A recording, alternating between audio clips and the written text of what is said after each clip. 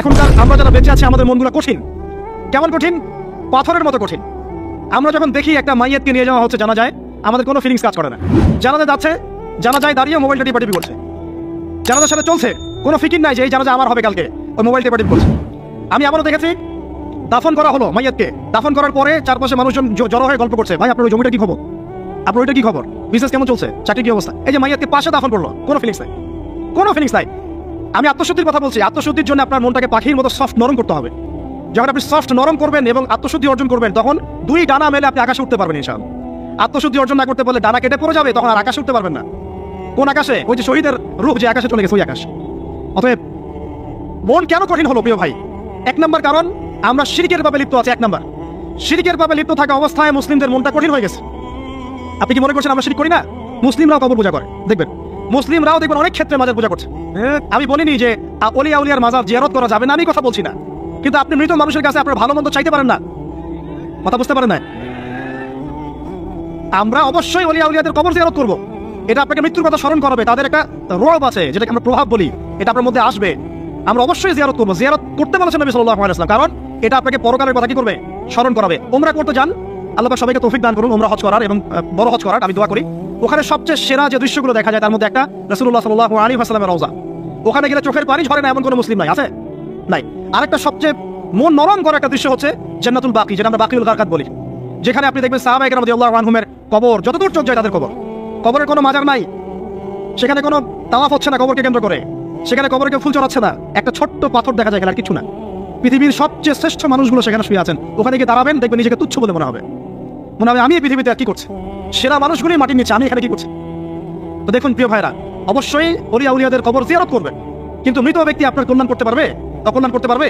হ্যাঁ, তার আল্লাহর কাছে সুপারিশ করতে পারবে আল্লাহ পাক যখন তাদেরকে অনুমতি দিবেন। তারপরে আল্লাহ পাক যখন অনুমতি দিবেন তখন নবী সাল্লাল্লাহু আলাইহি ওয়াসাল্লাম সুপারিশ করবেন, ওলিয়া উলিয়াগণ করবেন, আলেম ওলামা করবেন, শহীদগণ করবেন, হাফেজে কোরআন করবেন, অনেকেই করবেন সব। আল্লাহ পাক আমাদের তাকদীরে এইসব সুপারিশ নসিব করুন বলি না আমি। মুসলিমরা আজকে শিরক করছে অনেক ক্ষেত্রেই। দেখবেন হাতে একটা এই যে বালা পরে আছে, খুলে না। কেন খুলেন না ভাই? বলে যেটা খুললে যদি রোগ হয়, রোগ দেওয়ার মালিক কে? ওই বালা না আল্লাহ? এই যে আপনার বিশ্বাস জন্মে নিয়েছে, এই যে বিশ্বাসটা জন্মিয়েছে আপনার হাতের উপরে, এই বালার উপরে, এটাই শিরক, এটাই শিরক। যদি আপনি বিশ্বাস করেন যেটা হাতে থাকলে আপনি সুস্থ থাকবেন, হাত থেকে খুলে পড়ে গেলে আপনি আর বাঁচবেন না, এই যে কল্যাণ অকল্যাণের মালিক আপনি কাকে করলেন? ওই বালাকে করেছেন, আল্লাহকে করেন না। এখানে শিরক হয়ে গেছে, খুবই সূক্ষ্ম শিরক। আপনি নামাজ পড়ছেন মনে করেন, এখন কিছু মানুষ আসলো, এখন দেখছেন যে হুজুর তো আমার নামাজ দেখছে, নামাজটা খুব সুন্দর করে পড়ার চেষ্টা করলেন, লম্বা নামাজ, সেজদায় গিয়ে আর উঠছেন না, খুব সুন্দর নামাজ পড়ছেন। এই যে মানুষকে দেখানোর জন্য নামাজটা পড়ছেন, এটা শিরক। এটা কি? এটাও শিরক।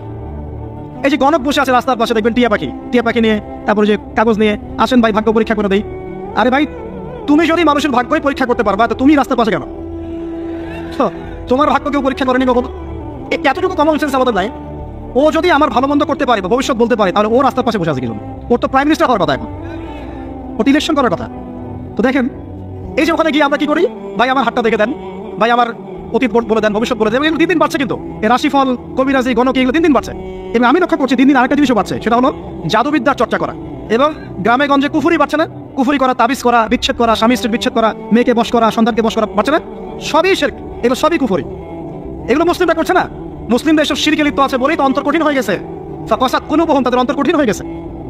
তো একটা হাদিস বলে এখানে খালি, নবী সাল্লাল্লাহু আলাইহি ওয়াসাল্লাম বলছেন, যদি কেউ কোনো গণকের কাছে যায়, গিয়ে বলে দেখেন তো আমার হাতটা একটু, ও কিন্তু বিশ্বাস করে না যে এ ভবিষ্যৎ বলতে পারে, খালি এমনি বলেছে একটু দেখেন তো, বলার সাথে সাথেই 40 দিনের নামাজ কবুল হবে না।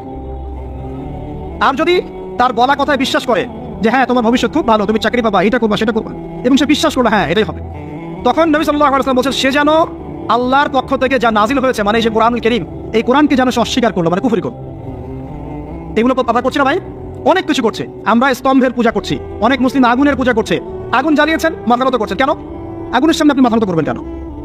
আপনি একটা স্তম্ভের সামনে, গাছের সামনে দাঁড়িয়ে মাথা নত করে ধ্যান করবেন কেন? আপনি মেডিটেশন করছেন কি জন্য? আপনাকে নামাজ দেওয়া হয় নাই? 5 ওয়াক্ত নামাজ দেওয়া হয় নাই? নামাজের চেয়ে বড় মেডিটেশন কিছু আছে নাকি? আপনি ধ্যান করছেন কি জন্য? অনেক মুসলিম তো জিনের উপাসনা করছে, জানেন? অনেক মুসলিম জিনকে তাবে করার চেষ্টা করছে। আর জিন বলে একটা জাতি আছে, সত্য। এরকম প্রতিটা ক্ষেত্রে শিরক আছে। শিরক কথায় আছে, কাজে আছে, বিশ্বাসে আছে। দেখবেন মুসলিমরাই আল্লাহ ছাড়া অন্য কারোর কাছে দোয়া করছে, মুসলিমরা নজর মানত করছে অন্য জায়গায়, আল্লাহর জন্য নজর মানত করছে না, অন্য কাউকে সন্তুষ্ট করার জন্য করছে। সন্তান হয় না, এখন কি হবে? সন্তান হয় না তো অমুকের কাছে যাও, সেখানে গিয়ে বকরি জবাই দাও, সন্তান হবে। সুবহানাল্লাহ। তো এই পদ্ধতি ইব্রাহিম আলাইহিস সালামের জানা ছিল না? শেষ বয়সে তিনি বলছেন রব্বি হাবলি মিনাস সালিহিন। আপনি দোয়া করতে পারেন না? সন্তান হবে না কেন? আল্লাহ পাক তাকদীরে লিখে রাখেন, অবশ্যই হবে। আর আল্লাহ পাক তাকদীরে না লিখলে কিভাবে হবে? তাকদীরে যে ব্যক্তি বিশ্বাস করে না সে ব্যক্তি হতাশ হয়। যা কিছু হচ্ছে আমাদের জীবনে সবই তাকদীর, এর বাইরে একটা মানুষও যেতে পারবে না। তো প্রিয় ভাইরা, কথায় কাজে এবং চিন্তায় আমরা অনেক শিরিক করছি। শিরিকের কারণে আমাদের অন্তর কঠিন হয়ে গেছে। আরো কেন কঠিন হচ্ছে? বেদাত। আমল করছেন নবীর সুন্নত মারার জায়গায় অন্য কিছু আপনি করছেন, এমন এমন কিছু আমল করছেন যেগুলোর সাথে রাসূলের সুন্নতের কোনো সম্পর্ক নাই এবং সাহাবীদের সুন্নতের কোনো সম্পর্ক। এই ক্ষেত্রে গিয়ে আপনি বেদাত করছেন, বেদাত করে অন্তর কঠিন হয়ে যাচ্ছে। অন্তর কঠিন হওয়ার একটা বড় কারণ হচ্ছে হারাম রিজিক। যখন আপনি হারাম রিজিকে যাচ্ছেন, সুদ, ঘুষ, আপনার দুর্নীতি, আপনার এই যে অন্যের সম্পদ আত্মসাৎ করা, হালাল হারামের পরোয়া না করা, এই রিজিক দিয়ে যখন আপনি আপনার দেহ রক্ত মাংস গঠিত হচ্ছে, আপনার কলকটা শক্ত হয়ে যাচ্ছে। আমি কি বুঝতে পারছি না? হারাম রিজিক যখন আপনার শরীরে ঢুকছে, অন্তরটা শক্ত হয়ে যাচ্ছে। একটা হাদিস যথেষ্ট। আল্লাহ রাসূল বলেছেন, ইন্নাল্লাহা তাইয়্যিব লা ইয়াকবালু ইল্লা তাইয়্যিব। আল্লাহ পাক পবিত্র সত্তা, তিনি পবিত্র ছাড়া কবুল করেন না। আপনি 10টা হজ করে আসেন, চুরির টাকা দিয়ে, ডাকাতির টাকা দিয়ে, আত্মসাতের টাকা দিয়ে, দুর্নীতির টাকা দিয়ে, যদি কবুল হয় তাহলে কোরআন সুন্নাহ মিথ্যা হয়ে যাবে। নাউযুবিল্লাহ। কথা কি বুঝতে পারছেন না? আল্লাহ রাব্বুল আলামিন বলছেন আল্লাহ পাক পবিত্র ছাড়া কবুল করেন না। হারাম রিজিক দিয়ে ইবাদত কবুল হয় না। আমরা ওই যে রংপুর অঞ্চলে একবার ওই যে হারাগাছ একটা অঞ্চল আছে না, সেখানে গিয়েছিলাম। সেখানে মাশাআল্লাহ আবার বিড়ির অনেক ফ্যাক্টরি আছে। কিসের বিড়ি? তো হালাল নাকি? তামাক তো হালাল নাকি? তো সেখানে বিড়ি ফ্যাক্টরি অনেক মালিক আছে এবং তারা মসজিদ কমিটির অনেক দায়িত্বপ্রাপ্ত আছে। মুসলিমদের গায়রত তো এখন নাই, মুসলিমরা এদেরকে আবার মসজিদ কমিটির সদস্য বানিয়েছে। তো এখন মসজিদ কমিটিতে এসে তার প্রভাবে ইমাম সাহেব টিকতে পারে না। দুজন বলে নামাজের পর হাত তুলে দোয়া করতে হবে, দুজন বলে করা যাবে না। ঠিক আছে, এই নিয়ে এই ক্যাচাল হতে হতে দেখা গেল এক পর্যায়ে মারামারি পর্যন্ত হয়েছে। মসজিদ ভাগ হয়েছে, মারামারিও হয়েছে। তো সেখানে আমাকে দাওয়াত করেছিল যে ওয়াজ করার জন্য। তো দোয়া করার কথা বলছে। তাই আমি বললাম দোয়া করে লাভ কি? দোয়া করলেই বাকি, না করলেই বাকি, রিজিকটাই তো হারাম। আপনি তো তামাকের টাকা খাচ্ছেন, তামাক, আপনি মাদকের টাকা খাচ্ছেন, এটা কি হালাল না হারাম? তো হারাম টাকা দিয়ে হাত তুলে দোয়া করলেই কি না করলেই কি? দোয়া তো উঠছে না উপরে। আগে হারাম রিজিক ছাড়েন, তারপর দোয়া। তো রিজিক হারাম হওয়ার কারণে আমাদের কি হচ্ছে? অন্তরটা কি হচ্ছে ভাই? কঠিন হচ্ছে। ওই পাখির মতো আর মুক্ত আকাশে উঠতে পারবেন না। তারপরে সামনে যান, আরো কেন কঠিন হয়? বস্তুবাদিতা, দুনিয়া। সারাদিন দুনিয়ার ফিকির, দুনিয়ার চিন্তা, খাবো কি, পরবো কি, ব্যাংক ব্যালেন্স, টাকা পয়সা, স্ট্যাটাস, সারাটা দিন দুনিয়ার দুনিয়া। ঘুম থেকে ওঠা থেকে নিয়ে শুরু করে ঘুমানো পর্যন্ত খালি দুনিয়া। যারা দুনিয়ার নেশায় মত্ত হয়ে আছে, এদের অন্তরটা কঠিন হয়ে যায়। এই অন্তরটা পাখির মতো হতে পারবে না। ঠিক আছে কথা? যারা দুনিয়ার নেশায় মত্ত হয়ে আছেন, এই অন্তরটা কঠিন হয়ে যাবে, পাখির মতো হতে পারবে না। তারপর কি? আরো সামনে যান, দিনই জ্ঞান চর্চা না করা অন্তর কঠিন হওয়ার কারণ। আর কি কারণ? পাপ করা। পাপ যত বেশি আপনি পাপ করবেন, যত বেশি পর্ন দেখবেন, যত বেশি মাদক খাবেন, যত বেশি জুয়া খেলবেন, যত বেশি অহেতুক সময় নষ্ট করবেন, যত বেশি আপনি অন্যের ক্ষতি করবেন, ঠিক আছে, নিরপরাধ মানুষের উপর নির্যাতন করবেন, যত বেশি আপনি পাপ করবেন, পাপ, এই পাপ করতে করতে করতে মানুষের অন্তর কঠিন হয়ে যায়। ইবনুল কাইয়্যিম রাহিমাহুল্লাহ বলেছেন যে পাপ করতে থাকলে মানুষের অন্তর কঠিন হয়ে যেতে থাকে এবং ইস্তেগফার আর জিকির করলে গিয়ে মানুষের অন্তর আবার নরম হতে থাকে। পাপের উপর পাপ করতে থাকলে মানুষের অন্তর কঠিন হতে থাকে। এই বিষয়ে রাসূলুল্লাহ সাল্লাল্লাহু আলাইহি ওয়াসাল্লাম বলেছেন, যখন মানুষ একটা পাপ করে কলবের মধ্যে একটা কালো দাগ পড়ে যায়, যখন আরো একটা পাপ করে আরেকটা কালো দাগ পড়ে যায়। এইভাবে যখন পাপ করতেই থাকে তখন পুরো কলবটাই কালিমাপূর্ণ হয়ে যায়। এই অবস্থায় যদি সে তওবা করে, আল্লাহ পাক মাফ করে দিবেন। যদি এই অবস্থায় তার মৃত্যু হয়ে যায়, তার আত্মাটা থেকে দুর্গন্ধ বের হতে থাকে, যে আত্মাটা কবজ করতে পর্যন্ত মালাকুল মউত মানে ঘৃণা পোষণ করে। কথা কি বুঝতে পারছেন? যখন অন্তর পাপ করতে করতে কলুষিত হয়ে যাবে, ওয়াকাদ খাবা মান দাসাহা, যখন পাপ করতে করতে অন্তর কলুষিত হয়ে যাবে, তখন আপনার এই মালাকুল মউত পর্যন্ত ওই আত্মাটাকে বের করার সময় ঘৃণা করবে, দুর্গন্ধযুক্ত। আল্লাহ পাক আমাদেরকে পাপ থেকে বাঁচিয়ে রাখুন, আমিন। এরকম কিছু কাজ আছে, বস্তুবাদিতা, শিরক, বেদাত, হারাম রিজিক, সারাদিন দুনিয়ার ফিকির নিয়ে থাকা, ঠিক আছে, অন্যের ক্ষতি করা, পাপ কন্টিনিউয়াসলি করতে থাকা এবং দিন ছেড়ে দেওয়া, দিনের ইলম ছেড়ে দেওয়া, আল্লাহ পাকের আনুগত্য ছেড়ে দেওয়া, এই কাজগুলো করতে থাকলে মানুষের অন্তর কি হয়? কঠিন হয়ে যায়। এখন সলিউশন কি বলেন? 5 মিনিটে আমি সলিউশন বলছি। কেমন করে আপনি এটাকে নরম করবেন আর পরিশুদ্ধতা অর্জন করবেন এবং ওই পাখির মতো মুক্ত আকাশে উড়বেন, কিভাবে বলবো? 1 নাম্বার, অবশ্যই শিরক ত্যাগ করতে হবে। কি করতে হবে? শিরক ত্যাগ করতে হবে। আল্লাহ পাকের তাওহীদের উপর থাকতে হবে। আল্লাহ পাক তৌফিক দান করুন। লং কিছু বলার সময় নেই আমার হাতে। একটা বই বলছি, কিতাবুত তাওহীদ। কি নাম? কিতাবুত তাওহীদ। এই বইটা অনেক ভার্সন বাজারে বের হয়েছে। কিনে দেখবেন শিরক কত প্রকার, কি তাওহীদ কাকে বলে, কত প্রকার কি। যেটা বুঝবেন না, মাদ্রাসা চলে যাবেন, আলেম ওলামার কাছে জিজ্ঞাসা করুন, হুজুর এটা বুঝি নাই। ঠিক আছে? 1 নাম্বার, শিরক ত্যাগ করতে হবে। 2 নাম্বার, আপনাকে তাওহীদে থাকতে হবে। দেখ, অন্তর নরম করার কথা বলছি। 2 নাম্বার, সুন্নতের উপর আমল করতে হবে। যে পাখির কথা বললাম, যে সকালবেলা বের হয় আর সন্ধ্যাবেলা কি করে? বাসায় ফেরে। খালি পেটে বের হয়, ভরা পেটে বাসায় ফেরে। তার মানে আমাদেরকেও সকাল সন্ধ্যাটা কাটাতে হবে নবী সাল্লাল্লাহু আলাইহি ওয়াসাল্লামের সুন্নত অনুযায়ী। যখন তিনি ঘুমাতেন তখন ঘুমাবেন, যখন উঠতেন তখন উঠবেন। বাকি কাজ যেমন করে করতেন তেমন করে করবেন, তখন অন্তর ইনশাআল্লাহ নরম হয়ে যাবে। ঠিক আছে ভাই? 2 3 নাম্বার, 5 ওয়াক্ত নামাজ জামাতে। নামাজ আপনাকে যে কোনো পাপ থেকে বাঁচাবে ইনশাআল্লাহ। ভাই জেনা করছেন, নামাজ পড়েন। পর্নোগ্রাফি দেখেছেন, তাও তওবা করে নামাজ পড়েন। আপনি হারাম অ্যাফেয়ার্সে আছেন, হতাশ হবেন না, নামাজ পড়েন। গুনাহ ছাড়তে পারছেন না, নামাজ পড়েন। সুদ খাচ্ছেন, নামাজ পড়েন। আপনি পতিতালয়ে গিয়েছেন, নামাজ পড়েন। বেপরদা চলছেন, তাও নামাজ পড়েন। আপনি অন্যের হক নষ্ট করেছেন, তাও নামাজ পড়েন। যে পাপই করেছেন, নামাজটা পড়েন। নামাজ আপনাকে সমস্ত পাপ থেকে বাঁচিয়ে রাখবে ইনশাআল্লাহ। ইনশাআল্লাহ আস্তে আস্তে ইনশাআল্লাহ দেখবেন সব পাপ থেকে আপনি দূরে চলে আসেন ইনশাআল্লাহ তাআলা। 3 নম্বর নামাজ। 4 নম্বর বেশি থেকে বেশি, ভাই শোনেন, বেশি থেকে বেশি পরকালের ফিকির করবেন। খালি পরকালের চিন্তা করবেন যে আমাকে মৃত্যুবরণ করতে হবে, কবরে যেতে হবে, পুলসিরাত পার হতে হবে, আল্লাহর সামনে দাঁড়াতে হবে। যত বেশি আপনি আল্লাহর ফিকির করবেন, পরকালের ফিকির করবেন, আপনার মনটা নরম হয়ে যাবে ইনশাআল্লাহ, মনটা শক্ত হবে না। 5 নম্বর, মানুষের সাথে খুব বেশি মেলামেশা করবেন না। মানুষের সাথে খুব বেশি মেলামেশা করলে ইবনুল কাইয়িম রাহিমাহুল্লাহ বলেছেন অন্তর কঠিন হয়ে যায়। কারণ মানুষ আপনাকে গীবত করাবে, হ্যাঁ, মানুষ খারাপ কাজে নিয়ে যাবে, বেফাস কথাবার্তা বলবেন, হয়তো বেফাস কাজ করবেন, ফজুল কি বাত করবেন, এগুলো করতে গিয়ে আপনি দেখবেন অন্তর কঠিন হয়ে গেছে। এত বেশি মানুষের সাথে মেলামেশা দরকার নাই, প্রয়োজন যতটুকু অতটুকু করবেন। ঠিক আছে, আল্লাহ পাক তৌফিক দান করুন, আমিন। কয়টা বললাম? 5, 6। আমার সবচেয়ে প্রিয় নসিহত, প্রত্যেক দিন মিনিমাম 1 ঘন্টা করে কোরআন তেলাওয়াত করবেন বুঝে। আমি বলিনি না বুঝে করলে কোনো নেকি হবে না, প্রত্যেক হরফে 10 নেকি হবেই হবে, কিন্তু আপনি করবেন বুঝে ইনশাআল্লাহ। যখন বুঝে আপনি প্রত্যেক দিন 1 পারা করে বা 1 ঘন্টা করে কোরআন তেলাওয়াত করবেন, আপনার কলিজা, আপনার কলব নরম হতে বাধ্য এবং আপনার অন্তরে আল্লাহর নূর নেমে আসবে ইনশাআল্লাহ। দেখবেন আপনার কলব থেকে সমস্ত এই যে পঙ্কিলতা, কলুষতা ইনশাআল্লাহ চলে যাবে ইনশাআল্লাহ তাআলা। দুটো জিনিস অন্তরকে পবিত্র করে ফেলে, এক হচ্ছে কোরআন তেলাওয়াত, আর এক হচ্ছে বেশি থেকে বেশি আল্লাহর জিকির এবং ইস্তিগফার। তো কোরআন তেলাওয়াত বাড়িয়ে দেন, আল্লাহ পাক সবাইকে কোরআন তেলাওয়াত করার তৌফিক দান করুন, আমিন। যারা শেখেন নাই আজকে ওয়াদা করেন যে কোরআন আপনারা বিশুদ্ধ করে পড়া শিখবেন, ওয়াদা করেন। আগামী রমজান আসার আগেই 1 খতম দেওয়া চাই, পারবেন? এবং কোরআনের চর্চা বাড়িয়ে দিবেন, প্রত্যেক দিন কিছু করেন না করেন কোরআন তেলাওয়াত করতে হবে, ঠিক আছে? আল্লাহ পাক তৌফিক এনায়েত করুন, আমিন। আর বুঝে পড়ার চেষ্টা করবেন। একটা সহজ তাফসীর বলে দেই, মারিফুল কোরআন বাসা আছে না? মারিফুল কোরআন তাফসীর ইবনে কাসির বাসায় নাই, জালালাইন বাসায় নাই, কিনেন। সারাদিন তো অনেক টাকা পয়সা খরচ করছেন, 3টা তাফসীর কিনেন, জালালাইন কিনেন, মারিফুল কোরআন কিনেন, ইবনে কাসির কিনেন, বাসায় গিয়ে পড়া শুরু করেন। পারবেন না?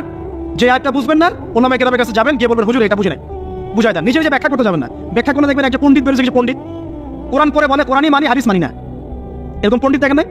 কোরআনই মানি হাদিস আর মানি না, কারণ আল্লাহ নাকি নাউজুবিল্লাহ কোরআনে নাকি আল্লাহ পাক হাদিস মানতে বলে নাই, ওরা কি পায় নাই। এই জন্য দেখলাম সুবহানাল্লাহ নামাজ পড়তেছে, কোরআন থেকে নামাজ পড়তেছে, হাদিসের কোনো হেদায়েত নিবে না। মানে কিরকম যে হাত আবার ঠিকই বাঁধতেছে, হাত বাঁধতেছে, রুকু করতেছে, সেজদা করতেছে, এগুলো আবার কোথায় পাইলো আল্লাহ ভালো জানেন। হাত এভাবে বাঁধতেছে, এভাবে হাতটা বাঁধা কোরআনে কোথায় আছে আমি পাইলাম না, ঠিক আছে? তো হাদিস ছাড়া কি এগুলো আসবে? হাত বাঁধো, সেজদায় গিয়ে সুবহান রাব্বিয়াল আলা বলছে না, বলছে আসলামতু লিরাব্বিল আলামিন, এটা কোরআন থেকে বলছে। অথচ নবী সাল্লাল্লাহু আলাইহি ওয়াসাল্লাম হাদিস থেকে বলছেন সুবহান রাব্বিয়াল আলা সুবহান কুদ্দুসুন রব্বুল মালাইকাতি ওয়ার রূহ সুবহানাকাল্লাহুম্মা রাব্বানা ওয়া বিহামদিকা আল্লাহুম্মা ইগফির। এগুলো নাই, ও বলছে আসলামতু লিরাব্বিল আলামিন, মানে কোরআন মানি হাদিস মানি না। এত বেশি পণ্ডিত হওয়ার দরকার নাই, এরা হচ্ছে ইচরা পাকা টাইপের পণ্ডিত।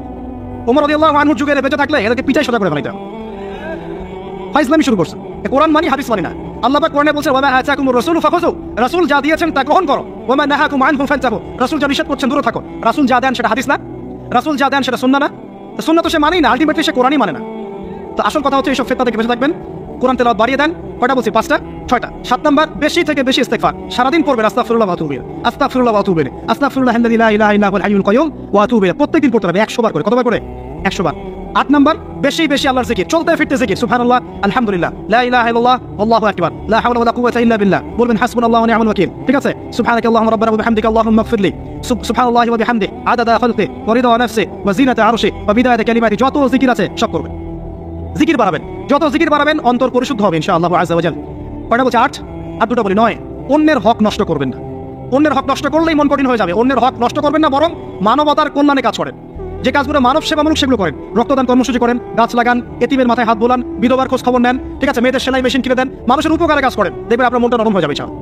যার মন নরম এবং যার মনের মধ্যে সততা আছে, আল্লাহ পাক ইনশাআল্লাহ সেখানে অবশ্যই হেদায়েত থাকবে ইনশাআল্লাহ। আর 10 নাম্বার সবচেয়ে শেষ হচ্ছে যে কবর জিয়ারত করবেন বেশি বেশি করে, এবং নিজের মৌতের কথা স্মরণ করে আল্লাহর কাছে বেশি বেশি দোয়া করবেন। কি দোয়া করবেন? ইয়া মুকাল্লিবাল কুলুব সাব্বিত কলবি আলা দীনিক, ইয়া মুসাররিফাল কুলুব সাররিফ কুলুবানা আলা তাআতিক। এই দোয়াগুলো করবেন ইনশাআল্লাহ। এবং কবর জিয়ারত করবেন সপ্তাহে সপ্তাহে, পারলে 2 দিন 3 দিন পর পর কবরস্থানে যাবেন, ইনশাআল্লাহ দেখবেন আপনার মন নরম হবে ইনশাআল্লাহ আযজা ওয়া জাল। এখনকার সভ্যতা এসে কবরস্থানকে সমাজ থেকে দূরে সরিয়ে দিয়েছে, অথচ আগে মুসলিমদের কবরস্থান ছিল মসজিদের পাশে, 5 ওয়াক্ত নামাজ পড়তো, কবর জিয়ারত করে বাসায় যেত, 5 ওয়াক্ত নামাজ পড়তে আসতো, কবরকে দেখতো, পরকালের কথা স্মরণ হতো। এখন কবরস্থান ওই যে দূরে, সারা জীবনে একবার যায় কিনা সন্দেহ আছে। এই 10টা কাজ যদি আপনারা করতে পারেন ইনশাআল্লাহ তাআলা, আমাদের কলবটা ইনশাআল্লাহ নরম হবে, আত্মশুদ্ধি অর্জিত হবে। আর এগুলোর পাশাপাশি অবশ্যই আল্লাহওয়ালা আত্মশুদ্ধিওয়ালা মানুষের সহবতে গিয়ে থাকবেন। আল্লাহওয়ালা আত্মশুদ্ধিওয়ালা মানুষের সহবতে গিয়ে থাকলে তাদেরকে দেখেই দেখবেন মনটা নরম হয়ে যাবে ইনশাআল্লাহ। ইলমি পরিবেশে থাকেন, দ্বীনি পরিবেশে থাকেন, আমর বিল মারুফ নাহি আনিল মুনকারের কাজ করেন, 3 দিন 7 দিন 40 দিন যতদিন পারেন আল্লাহর পথে সময় লাগান। আমি এটাকে আপনার আত্মশুদ্ধির জন্য বলছি, এটা একমাত্র পথ পদ্ধতি আত্মশুদ্ধি এটা বলছি না। এখানে গেলে আপনি ইনশাআল্লাহ আপনার ইসলাহ এবং সংশোধনের জন্য কাজ করতে পারবেন। আল্লাহ রাব্বুল আলামিন আমাদের সবার কলবগুলোকে পরিচ্ছন্ন করুন।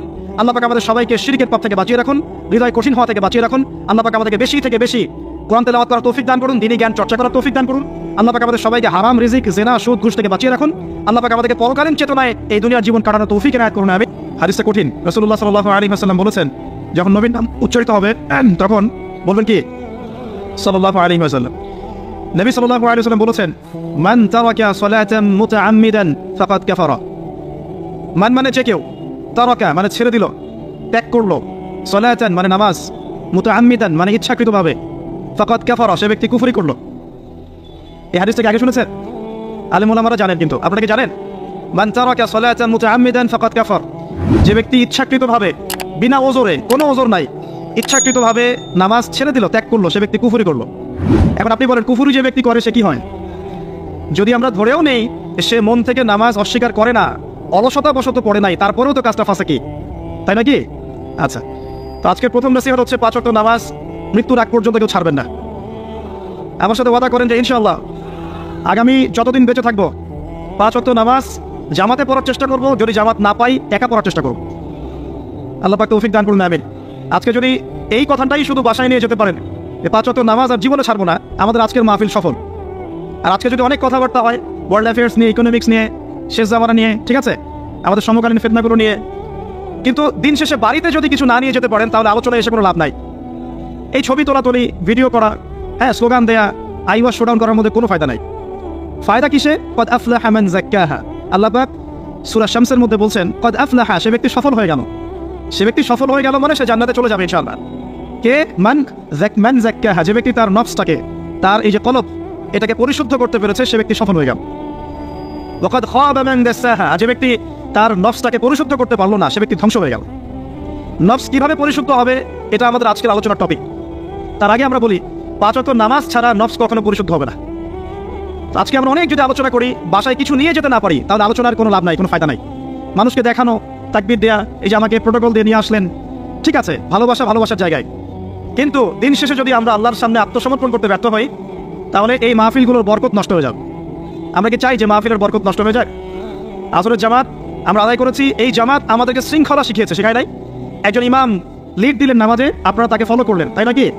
এটাই তো হচ্ছে মুসলিম উম্মার বৈশিষ্ট্য। মুসলিম উম্মাহ হবে শৃঙ্খলাবদ্ধ জাতি, যাদের প্রতিটা কাজ হবে সুশৃঙ্খল। আর আমাদের কাজগুলো কি এখন সুশৃঙ্খল? আমরা কিন্তু উশৃঙ্খল জীবনযাপন করি।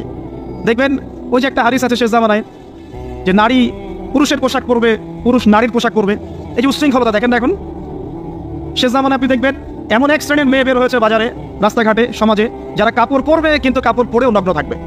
এ কোনো হাদিস আমি বানিয়ে বলছি না, সবগুলো হাদিস সহিহ। এখন দলিল দিতে গেলে অনেক সময় চলে যাবে।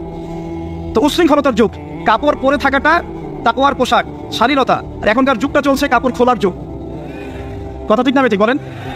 এখন মানুষ কাপড় খুলতে পারলে বেশি কমফোর্ট ফিল করে। আর আপনারা জানেন না, এই মহাবিশ্বে আমাদের পিতা এবং মাতা আদম এবং হাওয়া আলাইহিস সালাম, তাদেরকে সর্বপ্রথম কে নগ্ন করে দিয়েছিল জানেন? ফালাম্মা যাকাশ শাজারা, যখন আমাদের পিতা মাতা ওই গাছের কাছে চলে গেলেন, কোন গাছ? যেটা আল্লাহ পাক বলেছিলেন ফালা তাকরাবা হাদিহিশ শাজারা, ওই গাছের কাছে যখন তারা চলে গেলেন, তার ফল খেয়ে ফেললেন, বাদাত লাহুমা সাওয়াতিহিমা, তাদের এই যে পোশাকটা, এই পোশাকটা খুলে পড়ে গিয়েছিল এবং লজ্জাস্থান উন্মুক্ত হয়ে গিয়েছে। তো সর্বপ্রথম আমাদের পিতা মাতাকে নগ্ন করে দিয়েছিল কে? ইবলিস। এখন যারা মুসলিমদের গা থেকে কাপড় খুলে ফেলতে চাচ্ছে, এরা তাহলে কার অনুসারী? দলিল কি পেয়েছেন? বানিয়ে বলি নাই, সূরা আরাফ পড়েন, পেয়ে যাবেন ইনশাআল্লাহ। কোন সূরা? সূরা আরাফ। প্রথম নসিহত প্রিয় ভাইরা, এই যুগটা হচ্ছে উশৃঙ্খলতার যুগ। এই যুগে মানুষ আল্লাহ পাকের হালালকে খুব কমই পরোয়া করে। আল্লাহর হালালকে মানুষ হারাম করে নিচ্ছে, আর আল্লাহর হারামকে মানুষ হালাল করে নিচ্ছে। আল্লাহ পাকের বিশাল একটা হারাম হচ্ছে সুদ বা রিবা, আর এখন আমাদের উপর রিবা হয়ে গেছে ওয়াজিব। নাউজুবিল্লাহ। একটা দেশ নাই যেটা সুদমুক্ত, একটা জেলা পাবেন না সুদমুক্ত, একটা গ্রাম, থানা, ইউনিয়ন পাবেন না সুদমুক্ত। নবীজি এই যুগের কথাই হয়তো বা বলেছেন, যে যুগে মানুষ সুদ থেকে বেঁচে থাকতে চাইলেও সুদের ছিটা ফোটা গিয়ে তার গায়ে লাগবে। মনে করেন আপনি একটা কনস্ট্রাকশন করেছেন, একটা সুদী প্রতিষ্ঠান থেকে লোন নিয়েছেন, এখন আপনি ওই কনস্ট্রাকশনটা ভাড়া দিয়েছেন, সেখানে মনে করেন আমি ভাড়া দিয়েছি, আমি আপনাকে মাসে মাসে ভাড়া প্রদান করছি, আপনি সেই ভাড়ার টাকাগুলো কালেক্ট করছেন, করে সেই প্রতিষ্ঠানের লোন শোধ করছেন। প্রত্যক্ষভাবে না হলেও আমি কিন্তু পরোক্ষভাবে সুদে হেল্প করছি।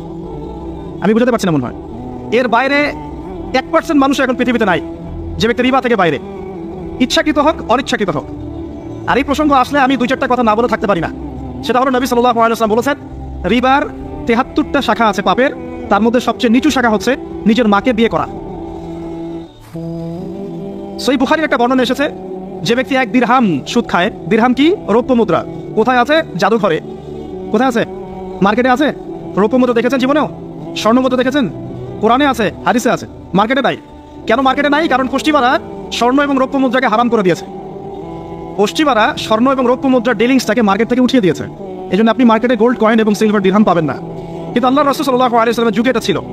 এখন অনেক মানুষ দেখবে বেদাত নিয়ে কথা বলে একদম ফেনা বের করে ফেলছে। অর্থনৈতিক সেকশনের বেদাত চোখে পড়ে নাই। এখন বলতে পারে এটা তো দুনিয়াবি বিষয়। বাস্তবিক অর্থে এটা দুনিয়াবি বিষয় নয়। কারণ এই পেপার মানির মধ্য দিয়ে, ইলেকট্রনিক মানির মধ্য দিয়ে আপনার সম্পদকে সিজ করে চুষে খাওয়া হচ্ছে, আপনি বুঝতে পারছেন না। এখন প্রতারণা করা কি জায়েজ না জায়েজ? শোয়েব আলাইহিস সালামের নাম শুনেছেন? এটা কম ছিল মাদিয়ানে, শোয়েব আলাইহিস সালামের কম। এই কম সম্পর্কে আল্লাহ পাক যখনই কথা বলেছেন তখনই তাদের একটা দোষ উল্লেখ করেছেন। সেটা কি? সেটা হচ্ছে যে তোমরা অন্যায়ভাবে মানুষের সম্পদ আত্মসাৎ করো না। তোমরা অন্যায়ভাবে মানুষের সম্পদ আত্মসাৎ করো না। এই কাজটা করতো শোয়েব আলাইহিস সালামের কম, এবং তারা মাপে কম দিত, জনগণের অর্থ সম্পদ লুটে পুটে খেত। আল্লাহ রাব্বুল আলামিন তাদেরকে ভূমিকম্প দিয়ে ধ্বংস করে দিয়েছে। এখন এই পুরো মনিটারি সিস্টেম যেটা চলছে, এর মধ্য দিয়ে গরিব যে দেশগুলো আছে, স্বল্প উন্নত দেশ বা মধ্যম পর্যায়ের দেশ বা আরো নিম্ন পর্যায়ের অর্থনৈতিক সেকশনে, তাদের রক্তগুলো চুষে চুষে খেয়ে একটা সভ্যতা আজকে বিশাল বিশাল অট্টালিকা নির্মাণ করেছে। এই যে অন্যের রক্ত চুষে নিজে বড়লোক হওয়া, এটা কি হালাল না হারাম? এই কারণে এই মনিটারি সিস্টেমের মধ্যে হারাম আছে। এই যুগটা সেই যুগ যেখানে মানুষ আল্লাহর হারামকে হালাল করে নিয়েছে আর হালালকে হারাম করে নিয়েছে। রিবা একটা টাটকা হারাম, আমরা এটাকে হালাল করে ফেলেছি। এখন এই হাদিসগুলো শুনলে আমাদের গায়ের মধ্যে দাগও কাটে না, অন্তরটা কেঁপে ওঠে না, আমাদের কলবে কোনো নড়া দেয় না। নবী সাল্লাল্লাহু আলাইহি ওয়াসাল্লাম বলছেন, 1 দিরহাম যে ব্যক্তি সুদ খেয়েছে সে যেন 36 বার জিনা করেছে। কতবার? আমি হাদিসটা বানিয়ে বললাম কি বললাম না, আপনারা আলেমদেরকে জিজ্ঞাসা করবেন, বাসায় গিয়ে অবশ্যই জিজ্ঞাসা করবেন। যদি দেখেন হাদিস ঠিক আছে, সরি, তাহলে আল্লাহর ওয়াস্তে এখন যেমন তওবা করলেন আমি 5 ওয়াক্ত নামাজ ছাড়বো না, ঠিক আমার সাথে আবার তওবা করেন সারা জীবন সুদ খাবো না ইনশাআল্লাহ। নবী সাল্লাল্লাহু আলাইহি ওয়াসাল্লাম 4 শ্রেণীর মানুষকে অভিশাপ করেছেন। 1 শ্রেণী যে সুদ খায়, 2 নম্বর যে দেয়, 3 নম্বর যে সাক্ষী থাকে, 4 নম্বর যে লিখে রাখে। এখন আপনি বলেন এই পুরো মনিটারি সিস্টেমের মধ্যে এই 4 শ্রেণীর মানুষ আছে না? কোনো না কোনোভাবে আমরা এর সাথে সম্পৃক্ত নই কি? সম্পৃক্ত। অতএব আল্লাহর এই বাণীকে যদি ভয় করেন, কোন বাণী? আল্লাহ পাক বলছেন, ইয়া আইয়ুহাল্লাযীনা আমানু হে মুমিনগণ ইত্তাকুল্লাহ, তোমরা আল্লাহকে ভয় করো। ওয়া যারু মা বাকিয়া মিনার রিবা ইন কুনতুম মুমিনিন, তোমরা সুদের অবশিষ্ট অংশগুলো ছেড়ে দাও যদি প্রকৃতপক্ষে তোমরা মুমিন হয়ে থাকো। ওয়া ইল্লাম তাফআলু, তোমরা যদি সুদ না ছাড়ো, আল্লাহর হুঁশিয়ারি শোনেন, যদি তোমরা সুদ না ছাড়ো, ফাযানু বিহারবিন মিনাল্লাহি ওয়া রাসূলিহি, তাহলে আল্লাহ এবং তার রাসূলের সাথে যুদ্ধের ঘোষণা শুনে রাখো। আল্লাহ এবং তার রাসূলের বিপক্ষে যুদ্ধ করে কেউ জান্নাতে যাবে, কেউ কবরের আযাব থেকে বাঁচতে পারবে, কেউ হাউজে কাউসারের পানি পাবে, আল্লাহ এবং তার রাসূলের সাথে যুদ্ধ করে কেউ টিকতে পারবে? আপনার কি তাই মনে হয়? যদি মনে হয় তাহলে দিব্যি সুদ খান, কোনো সমস্যা নেই।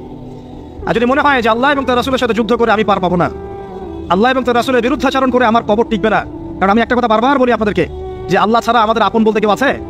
একা এসেছেন পৃথিবীতে, একাই যেতে হবে। আপনার খ্যাতি, আপনার অর্থনৈতিক খ্যাতি, অর্থের প্রতিপত্তি, আপনার ক্ষমতার দাপট, আপনার ধর্মীয় দাপট, কোনো কিছুই ফ্যান ফলোয়ার্স কেউ আপনার সাথে কবরে যাবে না। মনে করেন আমি আসছি, আপনারা সবাই স্লোগান দিচ্ছেন, কথার কথা আপনারা আমাকে ভালোবাসেন, বা একজন পলিটিশিয়ান আসছে, আপনারা সবাই স্লোগান দিচ্ছেন, ভালোবাসেন তাকে। দিন শেষে ওই পলিটিশিয়ান একাই কবরে যাবে, দিন শেষে আপনিও একাই কবরে যাবেন, আমিও একাই কবরে যাব। আলটিমেটলি কি হলো? দুনিয়া এবং আখিরাতে আল্লাহ ছাড়া প্রকৃত বন্ধু আমাদের কেউ নাই, প্রকৃত মওলা কেউ নাই। সেই আল্লাহ এবং তার রাসূলের বিরুদ্ধাচরণ করে কেউ তার সাথে যুদ্ধ করে কবরে পার পাবে, এমনটা ভাবা বোকামি নয় কি? আল্লাহ পাক আমাদেরকে বোঝার তৌফিক দান করুন।